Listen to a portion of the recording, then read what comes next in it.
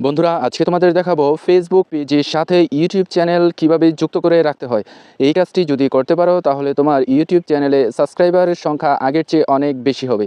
তাহলে চলো শুরু করি। এর জন্য আমরা প্রথমে আমার ইউটিউব চ্যানেলে চলে যাচ্ছি। ইউটিউব এই অ্যাপসটার উপরে টাচ করলাম। টাচ করার পরে আমার যেই চ্যানেলটা আমি ফেসবুকের সাথে যুক্ত করতে চাচ্ছি আগে সেই চ্যানেলটা আমি এখান থেকে সিলেক্ট করব। এই জন্য এই যে সুইচ অ্যাকাউন্ট এটার মধ্যে টাচ করব। টাচ করার পরে এই যে উজ্জ্বল টেক মাস্টার এই চ্যানেলটা আমি ফেসবুকের সাথে যুক্ত করতে চাচ্ছি, তাই এটার মধ্যে টাচ করলাম। টাচ করার পরে এই যে নিচের ডান দিকে আমার চ্যানেলের লোগোটি দেখা যাচ্ছে, এটার মধ্যে টাচ করব। এবার এই লেখাটার মাঝখানে একবার টাচ করব। টাচ করার পরে যে ডান দিকে কলমের মতো একটি আইকন দেওয়া আছে, এটার মধ্যে টাচ করব। এবার দেখো চ্যানেল ইউআরএল, এর ডান দিকে ঠিক এই জায়গায় টাচ করব। চ্যানেলের লিঙ্কটি কপি হয়ে গেল। এবার এখান থেকে বের হয়ে যাব।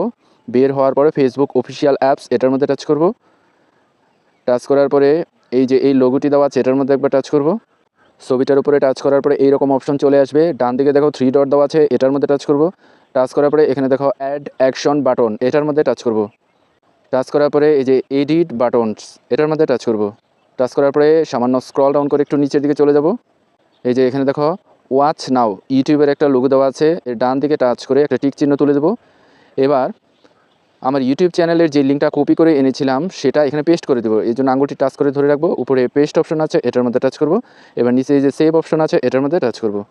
এবার আমার ফেসবুক পেজের সাথে ইউটিউব চ্যানেলের লিঙ্কটি কিন্তু যুক্ত হয়ে গেল। এবার অন্য কেউ যখন তোমার ফেসবুক পেজে প্রবেশ করবে তখন এই যে ডান দিকে ওয়াচ নাও এটার মধ্যে টাচ করে তাহলে সে তোমার ইউটিউব চ্যানেলে খুব সহজেই প্রবেশ করবে।